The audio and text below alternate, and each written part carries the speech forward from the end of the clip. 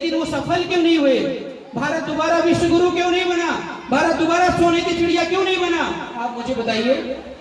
क्योंकि सबसे कठिन काम इसी समाज को समझाना है। आज जो मैं बातें बता रहा हूं किसी स्कूल का टीचर प्रिंसिपल नहीं बताएगा, लेकिन अगर आप चलने का यह दृढ़ संकल्प कर लिए तो हमें बार बार बोलने की जरूरत नहीं है। आज जिस कदम पे मैं खड़ा हूं, अगली बार आपके इसी ग्राम सभा में आऊंगा तो 10 कदम आगे होऊंगा, और ये हुंकार छोटी नहीं होगी। यहाँ पे 100, 200, 300 की भीड़ नहीं, हजारों की संख्या में लोग यहाँ पे उपस्थित होंगे, और तब मैं समझूंगा कि ये कारवां आगे बढ़ रहा है।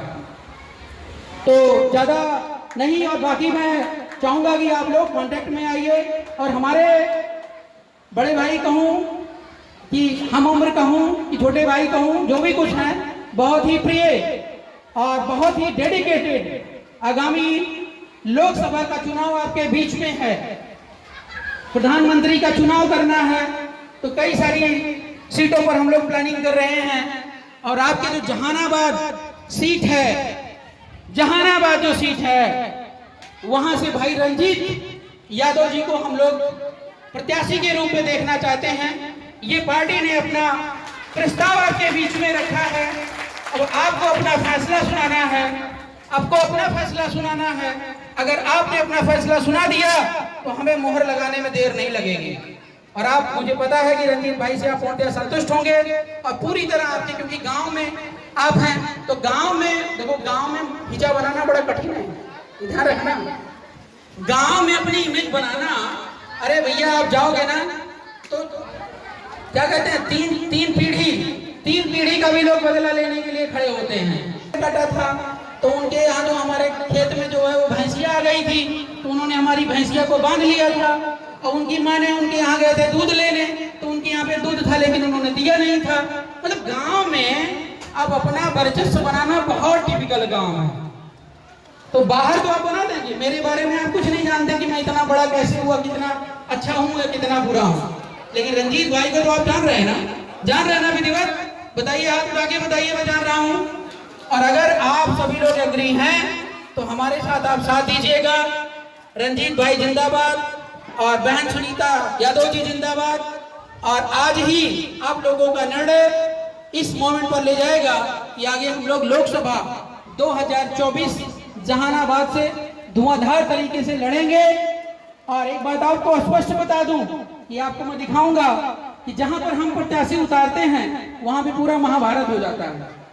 ये पिछला मेरा इतिहास रहा है, और कोई भी पार्टी वाला व्यक्ति, ये भी स्पष्ट कर दूं कि चुनाव के 2 महीने 4 महीने पहले अपना प्रत्याशी घोषित नहीं करता हूं, करता ही नहीं है। वो 2 दिन रह जाता, 3 दिन रह जाता, 4 दिन रह जाता, जब पर्चा दाखिला का तब वो पैसे लेकर के जो है प्रत्याशी घोषित करता है। लेकिन हम चैलेंज करते हैं, जितनी भी पार्टी वाले लोग हैं वो आए, और उनके सामने आरपी मौर्य और द टीम पूरे पत्थर की तरह, चट्टान की तरह खड़ी है, और अपने कंसेप्ट फार्मूले को लेकर के आए, प्रोजेक्ट को लेकर के आए, और बताएं कि आप बेहतर हैं या हम बेहतर हैं। आप करके दिखाएंगे कि हम करके दिखाएंगे, और आप सिद्ध कर ले गए तो मैं आपको स्वीकार कर लूंगा, लेकिन दावा है कि वो सिद्ध नहीं कर पाएंगे, कभी नहीं कर पाएंगे, क्योंकि उनके पास कोई व्यवस्था नहीं, कोई सिस्टम नहीं है।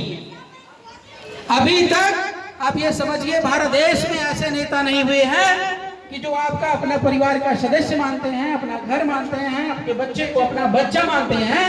अगर ऐसा होता तो यहाँ पे देश में नंगे और भूखे बच्चे आके नहीं घूम रहे होते। तो हम वो परवरिश देना चाहते हैं देश को कि हर भारतीय नागरिक, हर बच्चा मेरा भाई है, मेरा अंग है, मेरा परिवार है, और उसके लिए हम कुछ भी कर जाएंगे। तो आजादी की दूसरी लड़ाई आपको फिर से शुरू करनी है, और पूरा मैं चाहूंगा कि आप सभी लोगों का साथ और सहयोग मिलेगा, क्योंकि हम सत्य के मार्ग पर हैं, और सत्य के मार्ग पर अगर हैं तो आपको साथ खड़े होने की नैतिक जिम्मेदारी बनती है। यही भारतीय धर्म है, और यही आपका धर्म है, यही आपका कर्तव्य है, और यही मेरा कर्तव्य है कि आपको पूरी सेवा जिस हिसाब से आप लग करके दे रहे हैं उसको टर्न बैक, पे बैक टू द सोसाइटी करूं। तो मैं भाषण की अंतिम क्षण में एक बार नारेबाजी के साथ इस वक्तव्य को मैं खत्म करूंगा, और मैं आपका पूरा साथ और सहयोग चाहूंगा। भाई रंजीत यादव जी, जोर से बोलो, आवाज आनी चाहिए। अभी कल आपसे डिस्कस कर रहे थे। हाँ ठीक है, रखो हटाओ। तो फिल्म है और एक बहुत गरीब होता है। तो गरीब के पास जो है पैसे नहीं होते हैं, वो बच्चों को ट्रेनिंग देता है डांस क्लब का। और अमीर आदमी जब देखता है कि बहुत बढ़िया ट्रेनिंग दे रहा है तो कहता है कि आजा भाई मैं पैसे लगा देता हूँ और हम लोग एक ट्रेनिंग क्लब चलाते हैं। तो दोनों मिल गए, बहुत बढ़िया क्लब चलने लगा नेशनल लेवल। इसलिए उसने उसको हटा दिया। हटा देने के बाद उसने दूसरा ट्रेनर रख दिया। फिर वो जाता है उसी बगीचे में, फिर ट्रेनिंग क्लब शुरू करता है खुले मैदान के नीचे। और कुछ दिन के बाद फिर कंपटीशन दोनों में ही हो जाता है। और जब दोनों में हो जाता है, जो पैसे वाला व्यक्ति आए तो मंच पूरा सजा होता है, ऑडियंस बैठी है और तो जितने भी लड़के होते हैं जो अनट्रेंड होते हैं उनको वो बोलता क्या जानते हैं? बोलता कि एबीसी लोग जो है डांस करने लग जाते हैं, मन में जो आता वही गाने लगते हैं। तो इसी का नाम एबीसीडी एनीबॉडी कैन डांस। और वो फिल्म में वो जो व्यक्ति होता है गरीब, जो ट्रेनर उसको बहुत बड़ा पुरस्कार मिलता है। तो बात यहाँ पे बहुत कुछ सीखने की है कि कोई भी यहाँ पे नेता बन के पैदा नहीं होता है, कोई प्रधानमंत्री बन के नहीं पैदा होता है, कोई इंजीनियर बन के नहीं पैदा होता है, ऐसा ही है ना। लेकिन अगर हमारी तो आवाज दूर तक जानी चाहिए, माइक से ज्यादा आवाज आनी चाहिए। भाई रंजीत यादव, भाई रंजीत यादव, आप लोग हाथ नहीं उठा रहे हैं, यही आदत है। हाथ थोड़ा उठाइए, सभी लोग उठाइए हाथ, मैं देख रहा हूँ ये लोग भाई लोग बैठे हैं बीच में। अरे हाथ छुपा क्यों रहे हो भाई यार? ये हाथ ही इसलिए बना है कि जहां पे अगर सही मार गए वहां पे आवाज बुलंद करो, ठीक है ना? नहीं तो आदमी में नहीं, मतलब इंसान में नहीं। हेलो, हम लोग जिंदाबाद रंजीत यादव, जिंदाबाद, भारत माता की, भारत माता की, वंदे मातरम, वंदे वंदे वंदे।